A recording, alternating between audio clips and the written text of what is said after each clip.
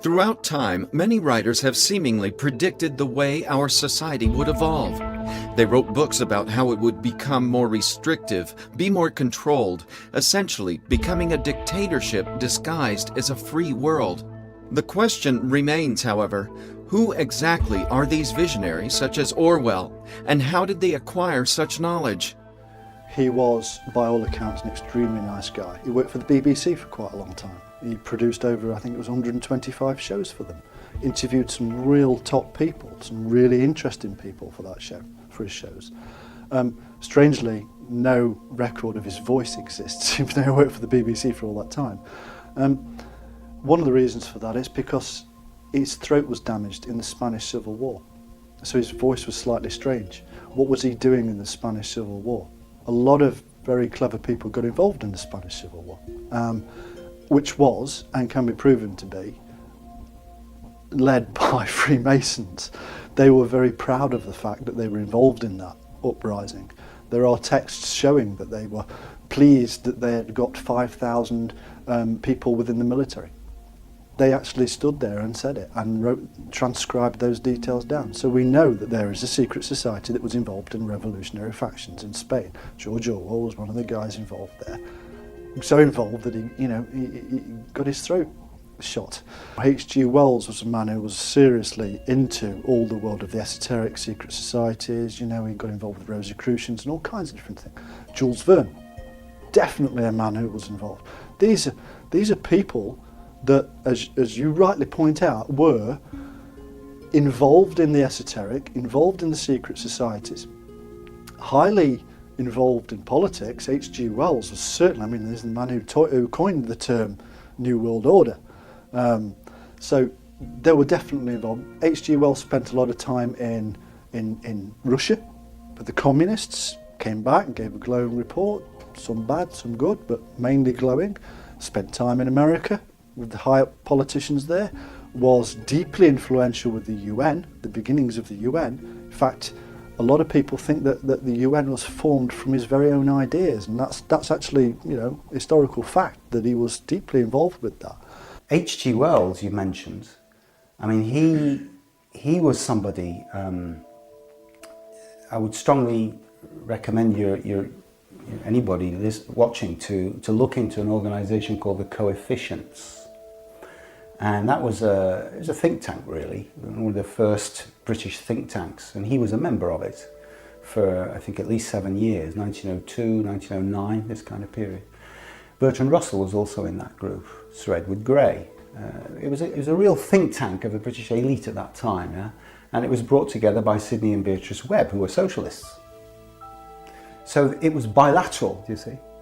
Bit like your New Labour project. Yeah, they were trying to draw together all kinds of people from different perspectives to answer the question, how can the empire survive in the 20th century and go forward in a position of dominance? And H.G. Wells was in there. And he, of course, came with his scientific idealism, his scientific utopianism. Personally, I would call him almost sort of bordering on a sort of a social fascism, which he had. Yeah? And that was really that the individual exists for the state. Conan Doyle is another one. Conan Doyle was a Freemason, highly influential, built what they learnt into their stories, as George Orwell did. Knew full well that a lot of these secret societies' intentions were, as they saw it, good, but to create this utopia on earth, to have this new Jerusalem. And I think that a lot of that comes through in the books. The thing that people need to look at when they're looking at 1984 and other examples of novels or prophecies or whatever that projected forward long distances and have proved to be accurate in terms of what's happening today, they need to ask themselves, how could they, all those decades ago and more, predict that things were going to happen with technology that hadn't even been invented then? How would they know that? Well, it's interesting that George Orwell was working for the BBC at the time that he wrote 1984, and apparently wrote some of it actually at Bush House, the headquarters of the World Service. So I think he had a certain insight into some of the rather more, shall we say, extremist elements within the ruling class in this country, and I think he was aware that there is quite a nasty strain of ruling class people in Britain who have a lot of power and who have a complete disregard for human life, and that was seen in the Second World War to be something which was just simply a German thing. I think, yes, obviously it was largely a Nazi ideology, was totally pernicious towards human life, but I think they were documented, particularly in the United States, with George Bush's family and Prescott Bush. There was support for the Nazis within the Western world, and certainly within Britain. We had a king who had to be sort of quietly shuffled out of the way, who was pro-fascist, and I think there's clear evidence that there's still some kind of covert fascist influence within the British ruling class. All the things that are going on all the levels, political, technological, secret society operations, black operations, are leaked to us in the movies. I don't really have a complete understanding of why they choose fictional means. I mean, you know, the jury's out. All I know is that they do it. With online media playing such a fundamental role in our everyday lives, the effect of viewing alternative information in documentaries and presentations can have profound implications. And while you may want to inform everyone in your circle of friends and family, you may have some resistance to your attempt at enlightenment. You get hurt because you suddenly found you've been told this like massive lie, you know, and most of the things that you believed in, have just been shattered. So as soon as you find something like that out, you start investigating more and more, and you think, well, what else have they done? What else have they been up to? You know, and I went down the road and I started looking at all this sort of kind of agenda. And one of my favourite books when I was a kid, was 1984. And I had read A Brave New World, but didn't rate it as much. But when I started looking at certain things to do with that and certain things that were going on in the world, a couple of things started to click. Someone who is completely welded to this so-called 5 sense solid reality and believes that it's real and believes that this world is all there is, or believes in some religious deity or whatever, it's going to be one hell of a shock when they realize that their whole belief system was fraudulent. Their whole belief system was completely illusory.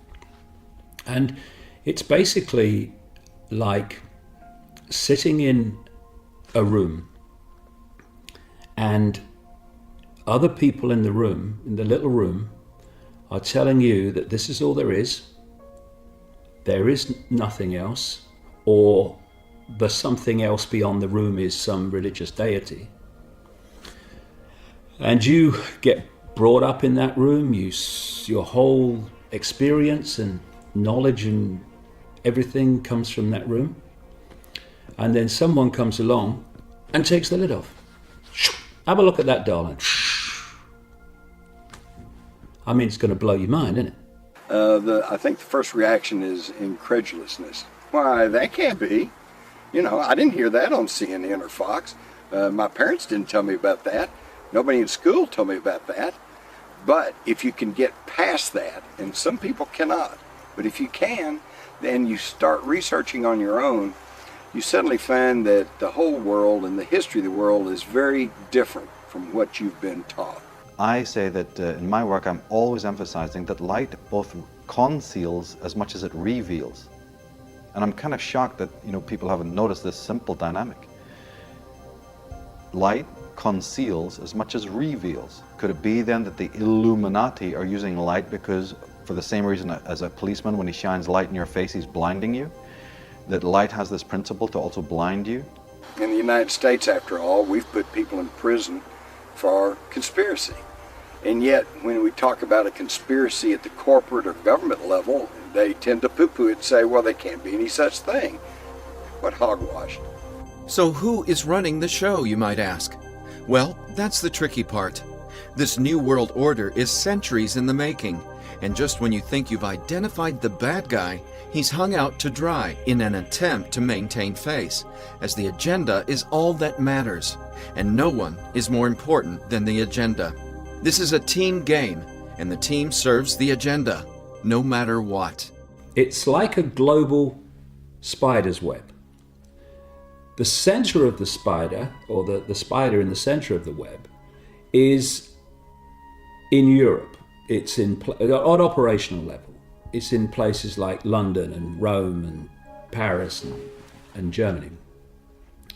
This web goes out across the world, and each strand in the web is an organization or a secret society that answers to the spider. The closer the strand is to the spider, the more secretive it is, the more exclusive it is. And if we're talking about names, what these guys try to do in the most secretive of their organizations is not to give them names at all. Because it's much more difficult to research something and uncover something that doesn't have a name. You want to try it. So you have to give it a name. You have to take that power away from this technique of no naming and give it a name. It doesn't matter if that's what they call it or not. You've given it a name, and therefore you've given it an existence which you can then start to uncover it. So I call it the Illuminati. And that's a name that's often been used. It's been used officially by an organization called the Bavarian Illuminati, which came obviously out of Germany through the Rothschilds and a guy called Adam Weishaupt. But that's not the Illuminati I'm talking about. That's a strand in the web. The web I call the Illuminati goes back thousands of years and beyond. So Illuminati is a modern term, that's what we're discussing, is a term for this idea that all the secret societies of the world are all joined up at the hip and controlled from the top. In all the years of researching that I've done, I haven't yet found that man with the white cat. And I don't personally believe that there is a man there with a white cat stroking it, telling Mr. Bond that he's going to die. I really don't see that, personally. What I do see men conspiring at every level, whether it's in the schoolyard or whether it's down at the Freemasonic Club or whether it's at Parliament or Congress. Wherever it is, men conspire. There isn't just one psychopathic super criminal at the top, which is about as ludicrous as saying that there's a lone assassin was involved in the JFK murder. No. There's a bloodline. There's a generational thing going on here. There's a dragon court in operation, and they use the dragon symbol and they use the serpent symbol. It's right there in your face because that's their logo. Why should they not use it? A football team uses their logo, the police use their logo, the religions use their logo. The medical profession uses their logo, so does the Dragon Court. The Council on Foreign Relations and the Trilateral Commission in America, they are not known by most people in the public, but they're knowable. They operate in public because that's the spider's web starting to interact with mainstream society. Just a little bit back from that is the Bilderberg Group. And when you think that the real action is played out through these really exclusive secret societies close to the spider that dictate to the entire web, the Bilderberg Group is a strand in the web. And they have what I call defend the first domino. They know, for instance, that if the first domino goes down, it hits another domino, and suddenly you're starting to move. For instance, if you allow alternative healing to become widespread in society and accepted, the next question is, how does it work? So the first domino goes down. Okay, alternative healing, we accept it works. It's going to become part of mainstream society. Next domino, how does it work? Next domino, well, reality is not like we think it is. So you defend the first domino. And so with the spider's web, they want to defend the outer reaches of the web, so you don't start to get deeper into it. So they're quite happy for people to think that the Bilderberg Group is it. That's where it's all being orchestrated through, because they're out here. They're not where it really is. Well, they won't tell us themselves what the objectives are. In fact, what they say is that they're just a private club that wants peace and this kind of thing. Ultimately, if you look at what they've been pushing for, it's consolidation of power to themselves. If you look at the policies that have come out of Bilderberg, albeit unofficially through Chatham House rules, which means that you're allowed to promulgate these policies, but you're not allowed to say where that you heard about them. And it's all to do with consolidation of power. For example, there's no whisper of forgiving debt to third world countries. Now, I would say that is a place to start. In many ways, we are in debt to the third world countries for the way that we've abused them over the years, over the centuries even. And the idea that they should owe us something, I just find ridiculous. Now, this sort of idea is never to be found at a Bilderberg meeting. The other thing is that they are essentially looking at potential new leaders. That is to say, they are screening, vetting, interviewing potential new prime ministers, presidents around the NATO zone. And it is clearly tied in with NATO as well. The Secretary General of NATO always seems to appear magically at a Bilderberg conference the year before he gets nominated. And they do seem to wave this kind of what I call a magic wand of power. They bring someone along to a Bilderberg meeting, and amazingly enough, they become the next year maybe the leader of the opposition, and then of course possibly the Prime Minister and someone who's in charge of the country. This is the way that Tony Blair was slowly went on the ramp to success, and to be Prime Minister of Britain was, I mean, he was at a Bilderberg conference the year before he was nominated to be party leader of the Labour Party, for example.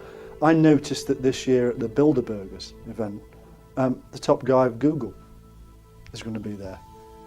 I don't need to say any more. We'll fill in the gaps with that one. Why on earth would Google, why is it so powerful? You know, fill the gaps in. So these things are definite. There are definitely men trying to control the situation, trying to run things for us. I wouldn't say that there is one top man, I wouldn't say that there is one top club, but they all seem to be like interwoven. That's what the evidence shows. The rest of it, unfortunately, becomes part of the imagination.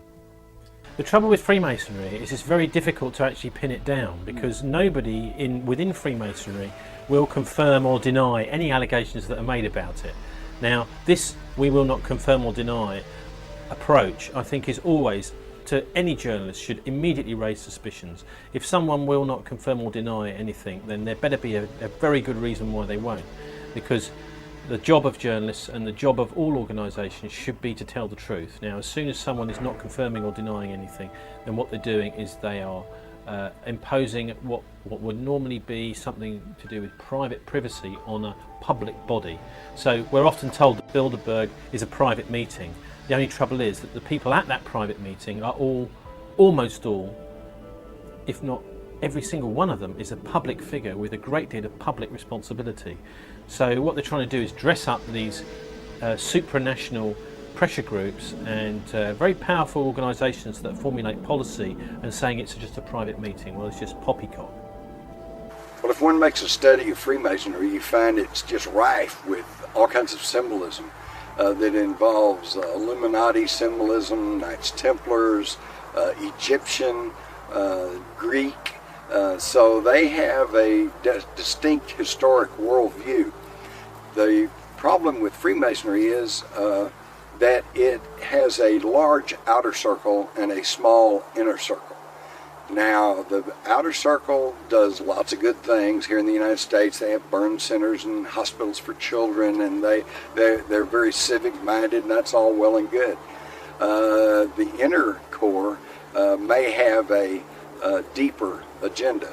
But of course, if you ask a Freemason, is there an outer core and an inner core, I guarantee you he's going to tell you no.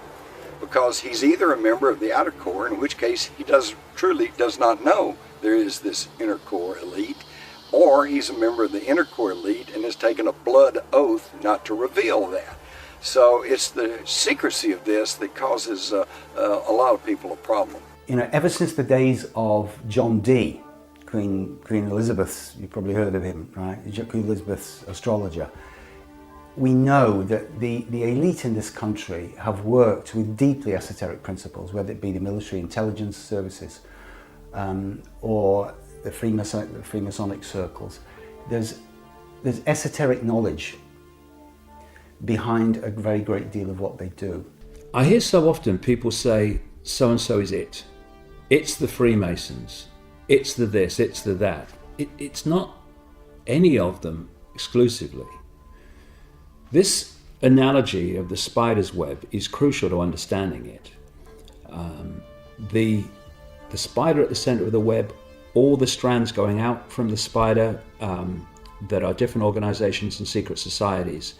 But the key is the web that holds it all together.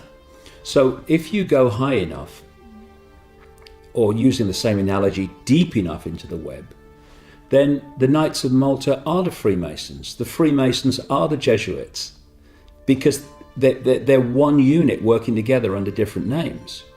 Freemasonry is very, very important because it's so vast around the world, and it's a coordinating organization that gets the same things happening in different parts of the world, because it itself is a web. These are webs within webs. Well, the bloodline question is fundamental again, and the symbols of the bloodline, one of the most important symbols of the bloodline, can be seen and is seen by thousands of tourists in the front of Buckingham Palace. It's the red lion and the white unicorn. The reason for bloodline is simply this: the Atnists were always few, and you can't run the world with just a few people, no matter how evil you are. So you have to have a administrative body. You must have lackeys, you must have minions, you must have lieutenants. I think that you would have to look to business these days, and I think that you will find that battles still ensue, that religions still want to fight politicians and politicians want to fight religions, and that businessmen are on both sides. I think that you will find that the best places to look are not necessarily the elected politicians, but those unelected ones that we call civil servants. You will find that if you want to talk about bloodlines, there are some incredible bloodlines within the civil service. These are unelected officials which tell our elected officials, supposedly elected officials in our supposed democracy, what to do. Well, the big battle that's going on in the ruling classes, the political classes at the moment, and the opinion formers, is over what is this new world order going to look like. I don't think anyone is saying that the world is going to stay the same, because we're seeing economic meltdown, we're seeing increased political integration, but there's a contest for what kind of new world order we're going to have. Now, personally, I think we're not in any situation where having some kind of world government at the moment would be a good idea, because it seems that the ruling classes and the more right-wing elements in the ruling class have really taken over that idea. This is a mentality that would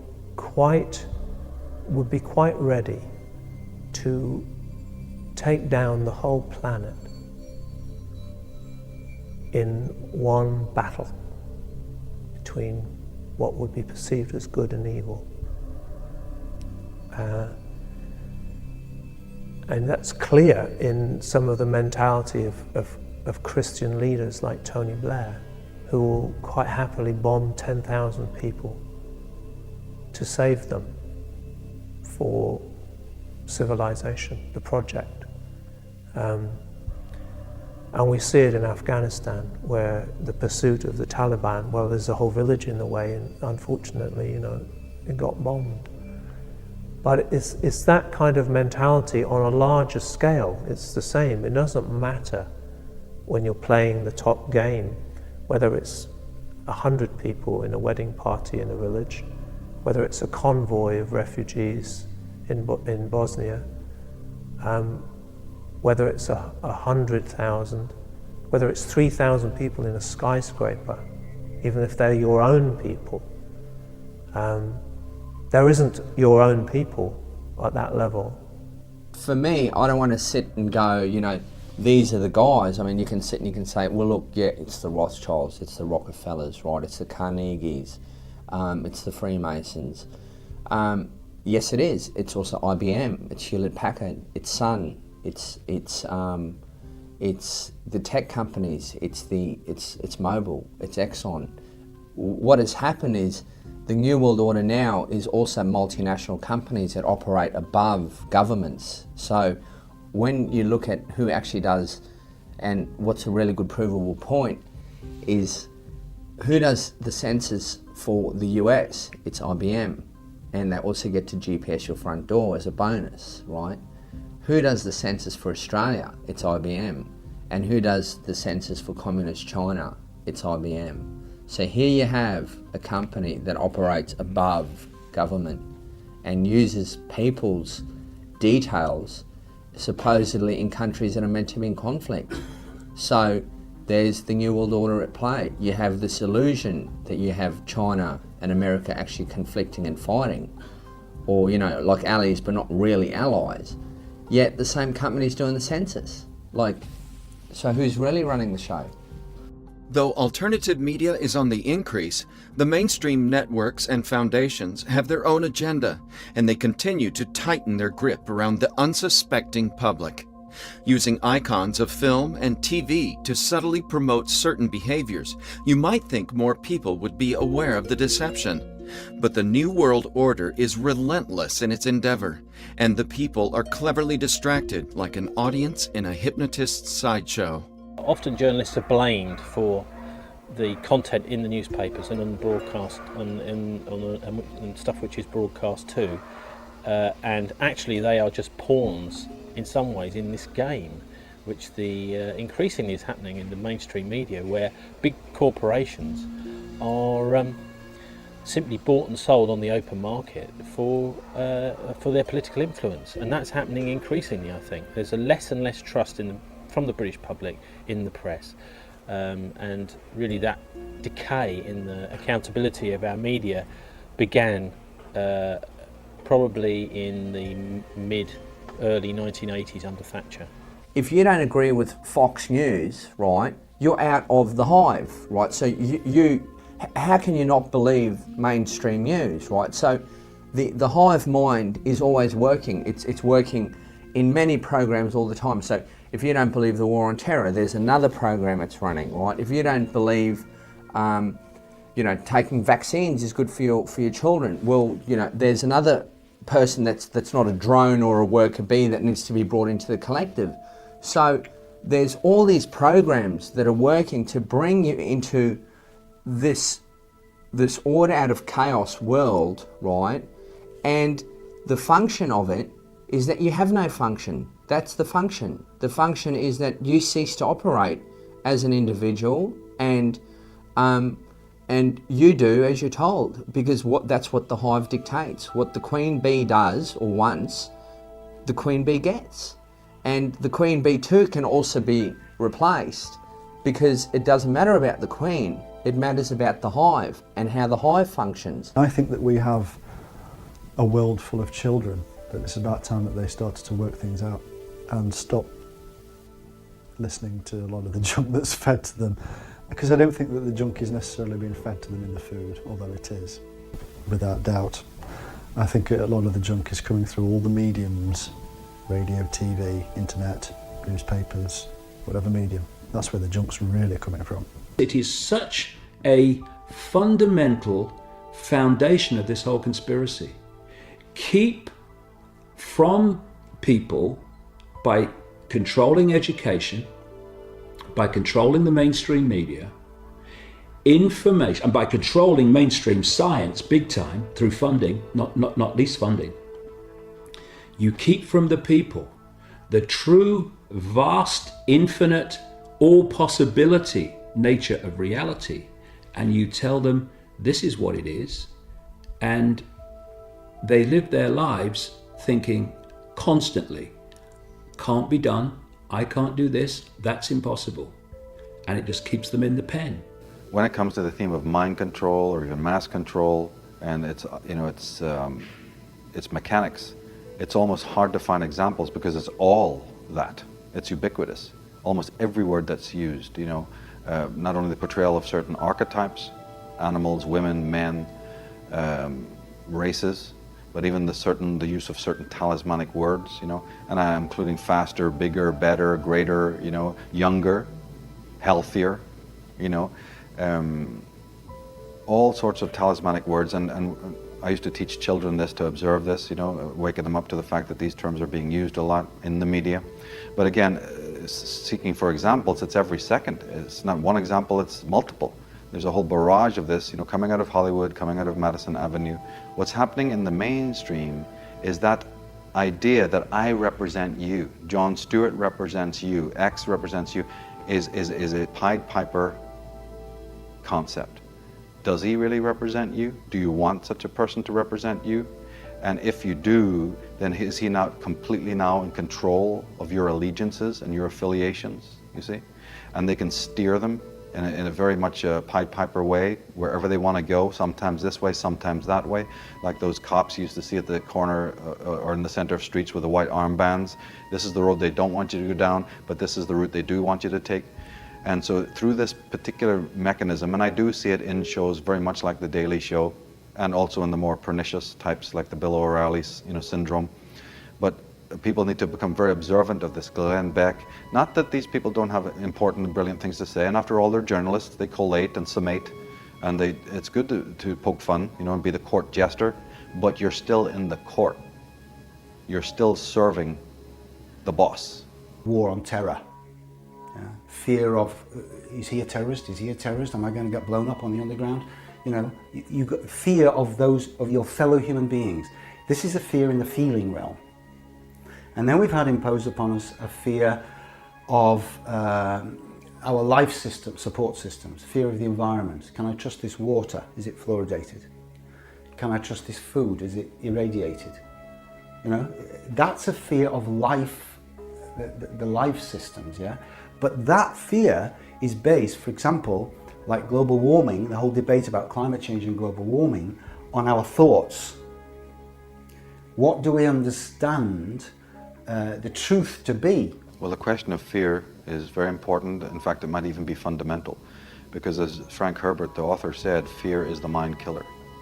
And so the constant rug pulling, economically, socially, military, is a key part of all of this. Coming from a psychological background, I always distinguish fear from anxiety. I think it's important because fear ultimately is something external. You're afraid of things that are external. You're anxious about something internal. So yes, there's the certain architecture of fear and the installation and influx of fear on the external level. Oh my goodness, the economy. Oh my goodness, strange enemies at the gates. Oh my God, towers are burning, etc., etc., etc. My focus is much more on what is the concomitant of that within the psyche. And when you get into the question of anxiety, you then are really following an important thread there, because the anxiety question is age old again. You're going back to a very long time, before this era, before the 20th century, into how anxiety, a person has been kept in perpetual anxiety. Of course, people in the lower class will say, well, there's nothing more anxiety than not being able to, make your own ends meet, and not being able to feed your kids, and potentially having to go off and die in foreign wars, etc., etc., etc. But more specifically, anxiety is what you're doing to yourself. Anxiety is based on your relationship between you and your own psyche. They take an already fragmented, already traumatized, already insecure person and barrage him again and again and again until his entire thinking is shut down. What happens is that his concept of time becomes traumatized, fragmented, disabled. He's anxious about the future, he's forgetful about the past. What also happens is that his brain is overstimulated now. What happens now, he's overstressed physically, his body breaks down. In other words, his immunity on a total, again, we've talked about the war of consciousness, or I've talked about the war of consciousness in my work. This is what it's all about. We're getting to the heart of the matter here. Once this immunity wholesale is lower, then you have the perfect slave, and he can be led towards a global village, or he can be led into complete servitude. In fact, he can even be led to die, you know, in a completely willful state. He can willfully go to die for your causes. What the conspiracy, because the people behind the conspiracy understand how all this works. Their bottom line, their foundation of this entire conspiracy is to disconnect mind from consciousness, which is like going on the internet and instead of the guy at the keyboard deciding where he goes, the computer's now deciding. Even more than that, the computer's now deciding what you think of the websites when you get there. In other words, the computer has taken over. The machine, if you want to call it that, it's far more than that, but the machine has taken over. The techniques of control used by the New World Order are becoming more advanced. With huge technological advances in medicine and computers, these two areas are key in the manipulation of the human consciousness. While human beings have the ability to use such technology to better our existence, there will be and always have been those individuals and corporations who wish to use it as a tool of control and discipline. You basically have got, IBM actually started as a census company in 1896 by a gentleman called Herman Hollerith. It started basically as a census company. So what they did is they got a contract with the US Census Bureau. They then evolved that into an actual tabulating machine. And what a tabulating machine is really a computer in its earliest form. So the punch card system was basically a software engineered program, in a sense, where the Nazi regime would come to Thomas Watson from IBM and say, look, what we want is a punch card system that can document race, lineage, occupation, location, you know, inventory, create the punch card systems for us. So kind of like in software engineering, you go to your program and you say, look, this is what we want, right? And the end result is, you know, verification, validation, and the software program is produced. So what would happen is you'd have different punch cards depending on what the Nazi regime actually wanted. Now, what makes IBM totally guilty in this basic transaction is IBM didn't actually sell the Hollerith machines to Nazi Germany. They leased them. So you had over 2,000, you know, Hollerith machines on basically all, you know, from Auschwitz to all the camps. And being able to actually process 64,000 cards per hour, right, you could basically, within 1 hour, find all the Polish people who were, you know, let's say of one particular occupation that were Jewish or were Gypsy or African Negro. So what you could then do is, utilising that data, you could then basically start metering out the people and utilising the information as power. So the census itself wasn't only limited to, you know, horse, livestock, cow. You actually had the Germans were out to find out the commodity for butter, like where was the butter stored, and the Danes were the actual guys that were hoarding all the butter. So what people need to do is look at IBM of what they accomplished with processing power of 64,000 cards per hour, and now we have the Blue Gene processors that can process 22.8 trillion computations a second, right? So just have a think about that. People who've accepted this conspiracy talk about the microchip being a device to track people. I keep saying all the time, there's never one reason for anything that these people do. Yes, on one level it's about tracking people, absolutely, but it's not only about that. It's about getting access to the body computer system, which is a electrochemical organism, and manipulating it mentally, emotionally, and physically through the chip. When you look at the eugenics program in the 40s, it was a case of let's get as much information of you as possible. Now we have IBM releasing things like the DNA transistor, which is just, you know, probably announced, I'd say, about a month or so ago, where they can actually reverse engineer your genome for roughly $1,000 to $100.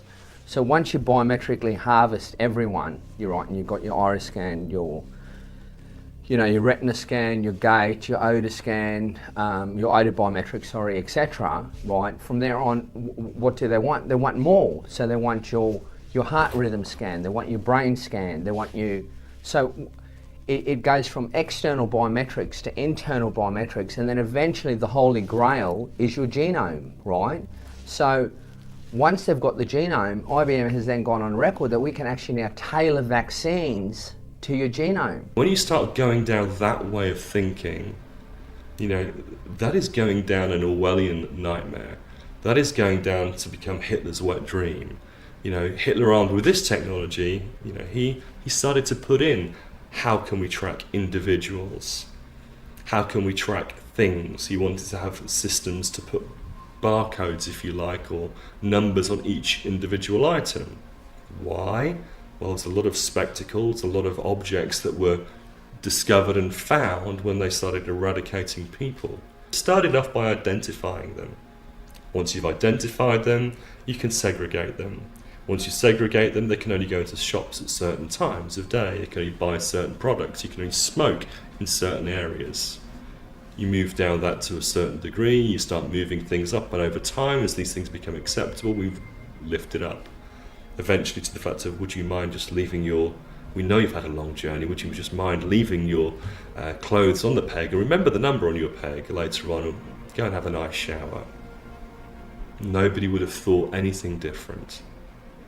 And anybody who did expose that was seen to be some kind of conspiracy theorist or freak. And yet history shows us the same. And now we've had Rwanda, we've had China, we've had Russia, far bigger scale than we ever saw with Hitler. If you can tailor a vaccine to a genome, you have a eugenics program. It's like the thing that can cure can kill.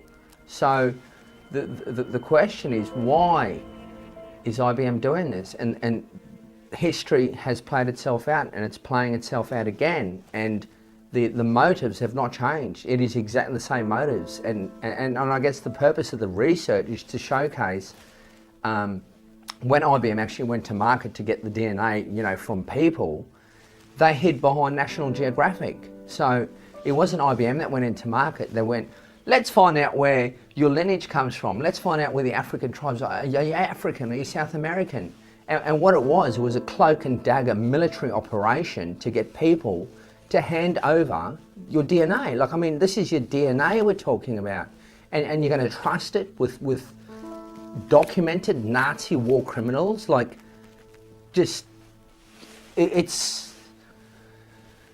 I'm speechless sometimes. Yes, it's true. The elite are big into eugenics, which could be, here in Texas, we'd say, who's your daddy?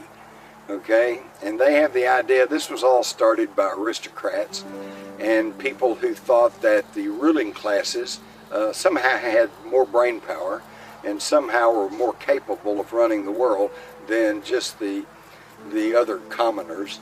And of course, this is a very dangerous philosophy. For one thing, all you have to do is look back through history. You find some of the most shining examples: Beethoven, Mozart. Some of the greatest minds in history came from poor background. And when you do press this agenda of trying to establish a ruling aristocracy that can run the planet, then all you have to do is look at the Hitler's Nazi regime to see the end result, because then it started slowly. Well, we need to get the mental defectives and the people who are too ill out of circulation, which they did, and then they began to say, well, we don't want them breeding, so they began their sterilization program.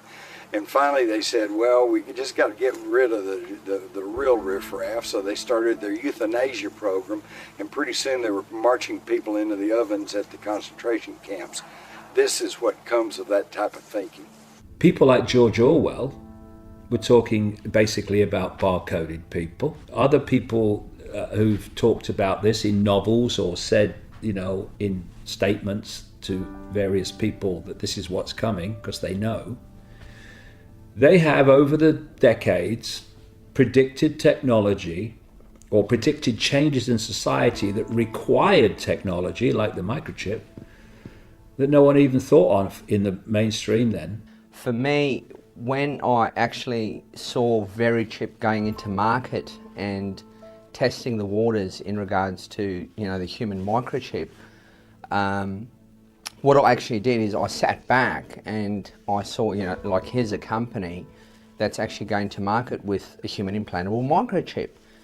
And the event itself was publicised, televised, and from my perspective, I thought, okay, here we have, human beings actually being reduced to inventory, right?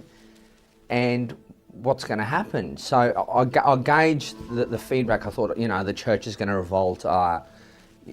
Civil libertarians just going to go crazy. Are we going to burn the building down, right? And nothing happened. Nothing happened.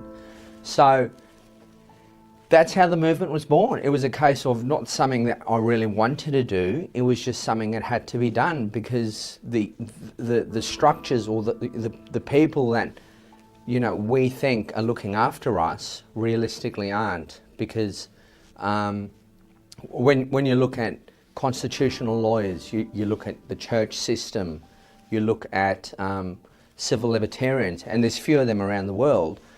This is the final frontier of human tracking, and for it to be dismissed when it's the same company that's manufacturing a microchip for your dog, right, spins a company off to put a chip in a human, like, just wake up, folks. Well, already we have RFID ink, so therefore we have the ability to tattoo rather than implant chips. So when I say implanting chips, think of pets. So your pet's escaped, you don't know where the pet is, we need to be able to track it, someone finds the pet. Being able to work out where that pet is something that most people would do. It's almost normal now to microchip animals. There's reasons for microchipping criminals, for microchipping Alzheimer's or people who don't have any motor control over their bodies. There's reasons to sort of chip all sorts of different people, from clubbers in Spain to officials in Mexican governments, to all sorts of different security reasons as to why it may be a good idea. And there's lots of arguments for and why these things should happen, and we start thinking, well, would I want to carry a microchip around in me?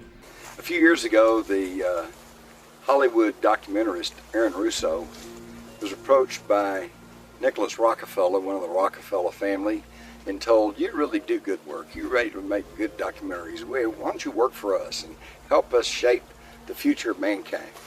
And according to Aaron Russo, he asked him, he said, well, what is the game plan? What is the agenda? And according to Russo, Rockefeller replied, to microchip the population and have the rich people control the world. So there's the game plan, okay? Of course, they're not going to say, we want to microchip you so we can control you. No. It's going to be to save the children or to save your favorite pet. There's always going to be some rationale for why they want to use this. Probably it will come in the form of credit. Right now, one of the biggest problems in the credit card industry is identity theft. Somebody using your credit card. So what better way than to say, well, protect your credit by having a chip implanted in your wrist or your forehead or somewhere, your neck. This is very dangerous stuff because if you ever saw the Arnold Schwarzenegger movie, they could make a chip that they could trigger and it could explode, give you an aneurysm and kill you right then. So that's real control. So I think we should be very, very cautious about any effort to microchip the population.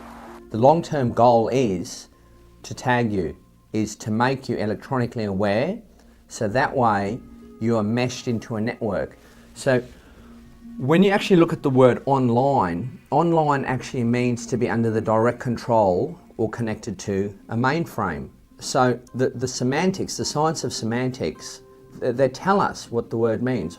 So when I take an RFID chip, I'm online, I'm connected. A network, what is a network?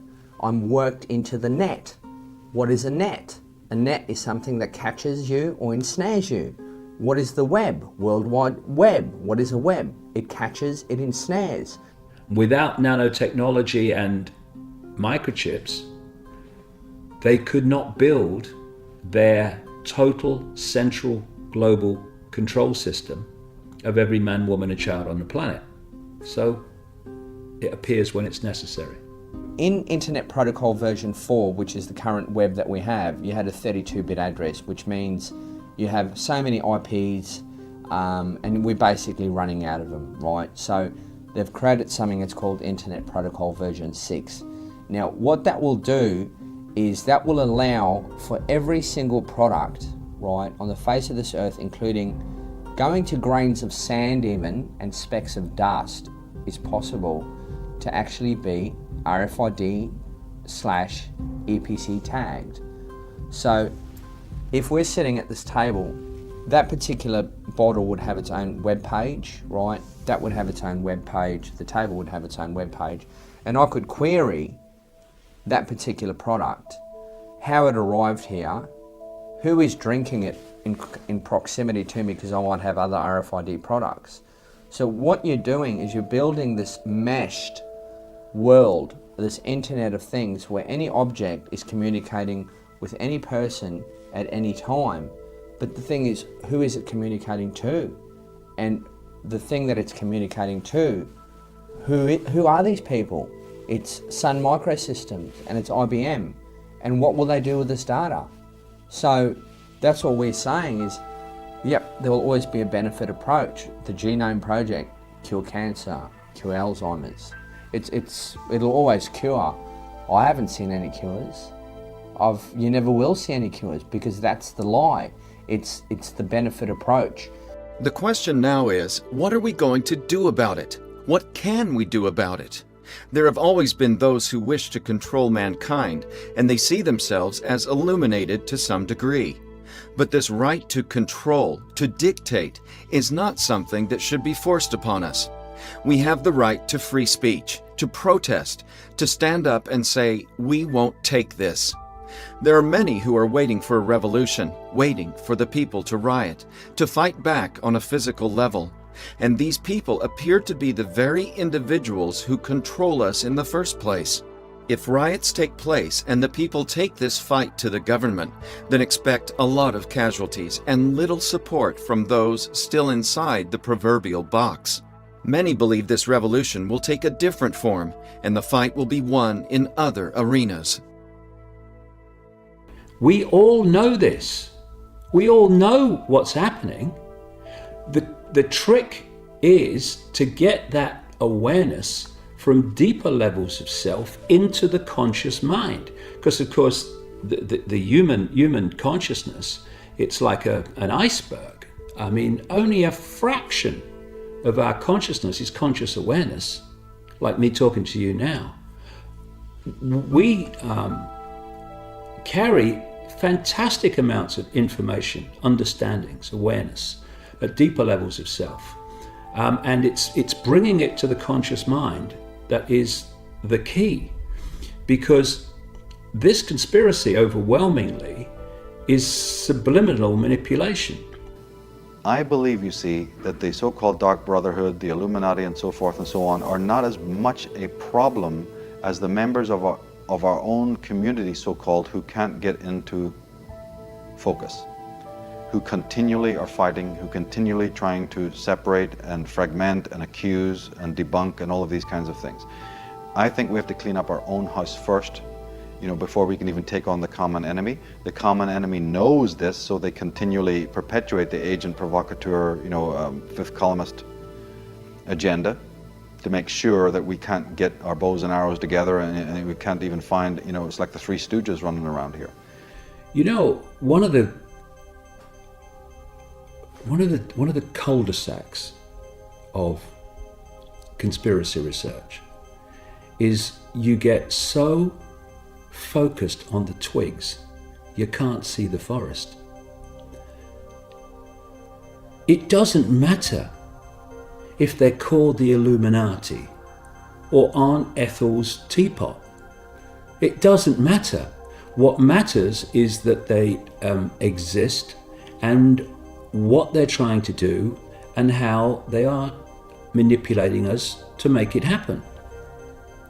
So, we can talk about names of organizations, and I do, but whether they're called the Illuminati or whether they're called something else really doesn't matter. I mean, we've got to get out of that and into this and see how the things fit together instead of getting so focused, train spotter style, on fine bloody detail. Because I see, conspiracy researchers arguing over fine detail. The house is on bloody fire, and they're arguing about, what the name is of the door they want to go through to try to call the fire brigade. I mean, excuse me, what are we having this conversation for? The house is on fire. What are we going to do about it? Kingship is the coming together of all the knights, coming together of all the voices. It's a symposium, because no one person is ever going to have the right idea. Remember, one single leader can either be corrupted or threatened or compromised as well. So it's actually a vulnerable thing to have a single leader, because that's no threat whatsoever to the members of the Black Lodge at all. Well, there's two ways of facing a problem. There's finding a solution, and we're bloody drowning in them. And there's removing the cause of the problem.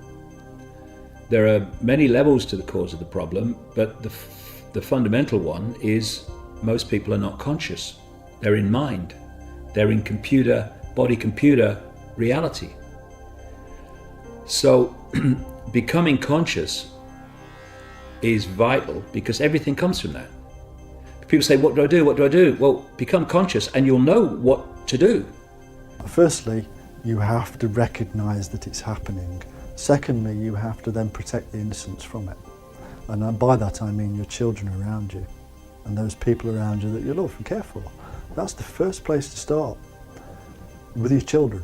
We have to start with our children. And so I teach my children, when I see something afoot, I will point it out. But I will also teach them a lot of good things too. Balance is all important. Can we overcome the mass manipulation that's ongoing? We can if we all do that. Because our children will grow up and will say, I'm not having that, I'm not watching that. And the viewing figures will go down and the products won't be bought, etc., etc. As it is today, it's obvious that we haven't been teaching our children. It's obvious that we're allowing the stupidity that's within us to overcome the wisdom that's within us.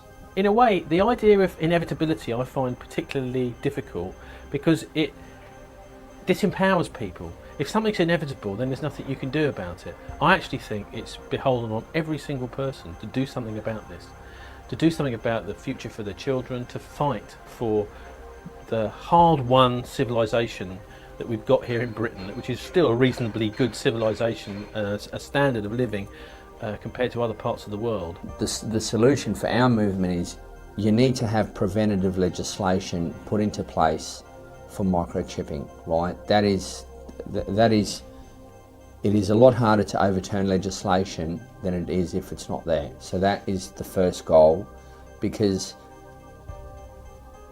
once one is microchipped, it's the end. It's like that is just the final frontier. I mean, once the human populace is microchipped, it's over. It's as simple as that. So what I say is, fight the fight on different levels. If you're 9/11 truth or whatever, it all helps, right? It's all, but the point is when man is reduced to inventory, right, the war is lost. The war is lost. You know what you need to do to make a contribution to unraveling what's going on in the world. You don't need to ask, what should I do? You bloody know. Mind has to ask, what shall I do? Because it's bewildered. It doesn't know what's going on. Consciousness knows what to do. So becoming conscious is absolutely vital to everything that follows from it, and therefore everything that is necessary to bring down this house of cards which we are currently holding up.